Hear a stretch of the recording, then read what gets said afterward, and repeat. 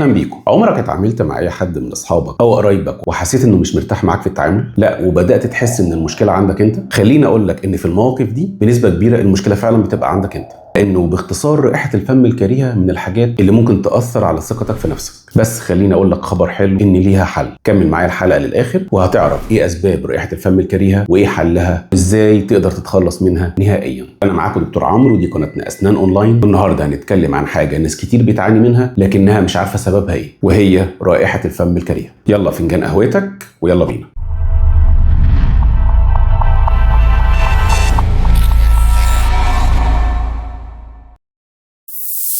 في الأول عايزين نعرف يعني إيه رائحة فم كريهة.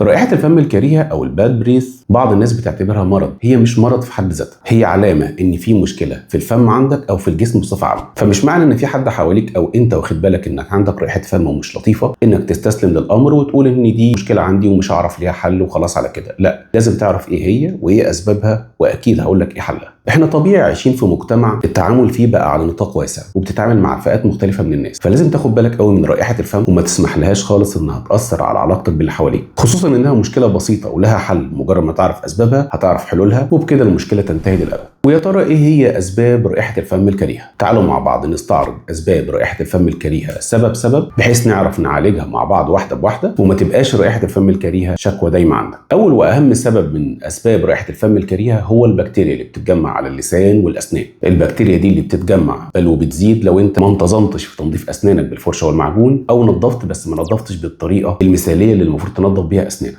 وبما انك ما نظفتش اسنانك كويس او ما نظفتش اسنانك بالفرشه والمعجون، وبالتالي في بواقي اكل في الفم وعلى الاسنان وما بين الاسنان، البكتيريا دي بتيجي بكل سهوله تكسر بواقي الاكل دي وتنتج مواد هي دي اللي بتسبب رائحه الفم الكريهه. تاني سبب من اسباب رائحه الفم الكريهه هو عدم تنظيف اللسان. ناس كتير بتنظف اسنانها بفرشه ومعجون وبتهتم قوي، لكن ساعات بتنسى او احيانا تنسى تنظف اللسان، مع ان اللسان ده اكبر مخزن للبكتيريا في الفم. البكتيريا اللي احنا لسه قايلين من شويه انها بتتغذى على الاكل وتبدا تفرز مواد هي اللي بتسبب رائحه الفم، وبالتالي هنعتبر اللسان والبكتيريا اللي على اللسان هي اهم مصدر من مصادر رائحه الفم الكريهه، وبالتالي اهتمامك بتنظيف اللسان يوميا هيبقى سبب رئيسي في علاج رائحه الفم الكريهه. السبب اللي بعد كده من اسباب رائحه الفم الكريهه هو اهمال استخدام خيط الاسنان الطبي. لو انت بتغسل اسنانك بفرشه ومعجون بس ما بتستخدمش خيط الاسنان، كده الاكل بيفضل بين فواصل الاسنان، وبالتالي وطبيعي الاكل ده بيعمل ريحه، وبرده الاكل ده هو بيفضل موجود اللي البكتيريا بتتغذى عليه وتفرز مواد تسبب رائحه فم كريهه. الحاجه اللي بعد كده اللي بتسبب رائحه فم كريهه هي مشاكل اللثه، بدايه من التهابها او نزيف اللثه او الجيوب اللثويه. كل دي حاجات بتسبب رائحه فم كريهه، لانه ببساطه التهاب اللثه ده عباره عن ايه؟ عن بكتيريا موجوده في اللثه نتج عنها افراز مواد اللي هي بتسبب رائحه فم كريهه. السبب اللي بعد كده من اسباب رائحه الفم الكريهه هي بعض العادات اللي احنا بنعملها بصوره يوميه واللي بتسبب رائحه فم كريهه، زي التدخين او شرب الشاي والقهوه بصوره متكرره يوميا، او اكل بعض الاكلات اللي ريحته قويه جدا زي البصل او الثوم. والسبب اللي بعد كده من اسباب رائحه الفم الكريهه هو جفاف الفم. جفاف الفم مفهومه ببساطه هو عدم او قله افراز اللعاب في الفم، واللعاب ده منظف طبيعي للاسنان واللسان والفم كله. اهو قله افراز اللعاب دي بتؤدي لجفاف الفم، وجفاف الفم ده بيتسبب في زياده البكتيريا اللي في الفم وبالتالي رائحه فم.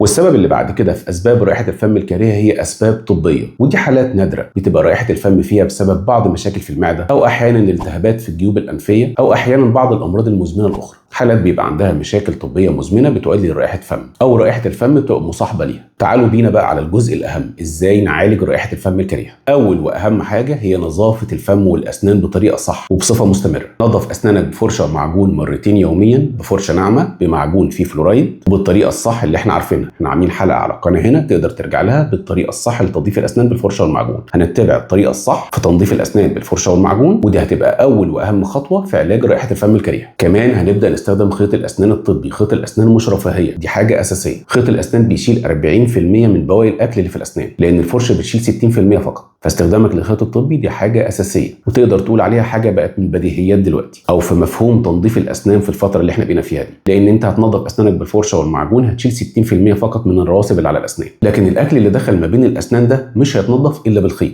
الاكل اللي البكتيريا هتتغذى عليه وهيسبب هو رائحه فم، والبكتيريا لما تتغذى عليه هتفرز مواد تسبب رائحه فم. فاعتقد الكلام في الخيط الطبي احنا كده خلاص ضروري جدا جدا نستخدم الخيط الطبي يوميا مره في اليوم على الاقل، ويفضل مرتين في اليوم. واكيد مش حارمينك من حاجه، احنا عاملين حلقه عندنا هنا على القناه عن الخيط الطبي، انواعه وطريقه استخدامه وامتى تستخدمه، تقدر ترجع لها تستفيد جدا منها. واكيد الحاجه اللي بعد كده هي تنظيف اللسان. لازم تنظف اللسان يوميا مرتين في اليوم، صبح وليل. تنظيف اللسان بيتم عن طريق فرشه الاسنان او قاشه اللسان. لو مش هتنظف لسانك يوميا يبقى انت كده عندك رائحه فم او في طريقك لرائحه الفم. تنظيف اللسان من الحاجات الضروريه جدا ومن البديهيات اللي مش هينفع نستغنى عنها. كمان محتاجينك تشرب ميه بصوره معتدله. شرب الميه هيقلل جفاف الفم وبالتالي هيقلل رائحه الفم. عاوزك تنظم شرب الميه في يومك العادي. اشرب كل ساعه او ساعتين كوبايه ميه كفيله انها تنظف لك اسنانك وتقلل جفاف الفم وبالتالي تحسن رائحه الفم. كمان عاوزك تضيف في اللايف ستايل بتاع تنظيف اسنانك استخدام غسول الفم. غسول الفم اصبح دلوقتي اساسي في اللايف ستايل بتاع تنظيف الاسنان يوميا، بس هو مش هينفع تعتمد عليه لوحده، بس هتستخدم غسول الفم. احنا عاملين حلقه هنا على القناه تقدر ترجع لها عن غسول الفم، كل حاجه عنه، انواعه وازاي تستخدمه وامتى تستخدمه. فقلنا ان غسول الفم في منه نوعين، في منه علاجي وده بيتوصف عن طريق الدكتور واقصى مده ليه اسبوعين، وفي وقائي ده هتستخدمه كلايف ستايل على طول. ده بينظف الاسنان واللثه وبيقلل او بيحسن رائحه الفم.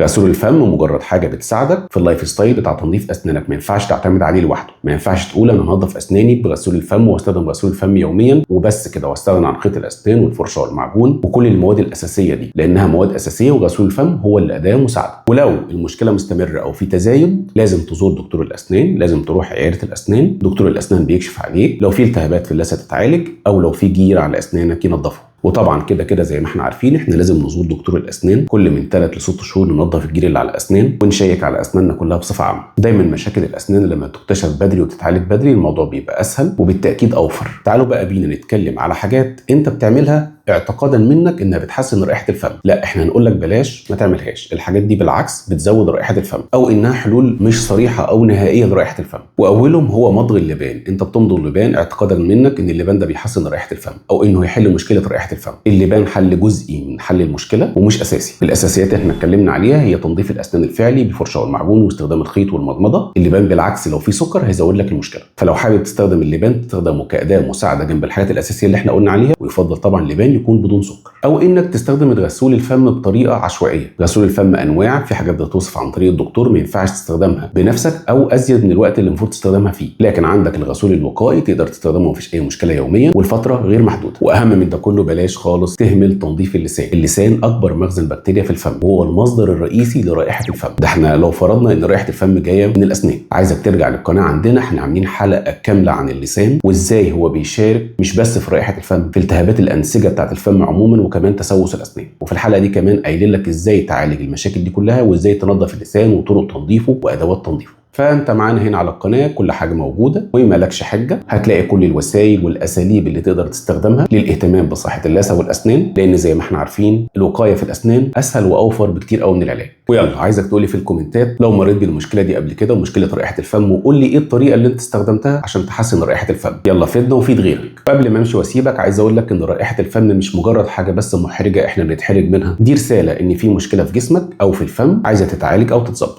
فلازم كده تستجيب تجاهها افضل ما يكون الموضوع رائحه فم كريهه ومشكله اكبر منها كمان. وخليك دايما فاكر ابتسامتك عنوانك.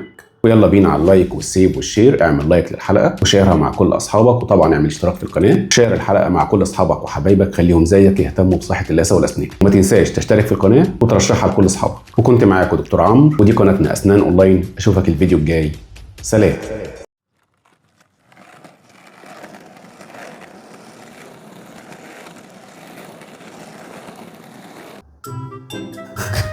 مش عارف اقول لك ايه الصراحه.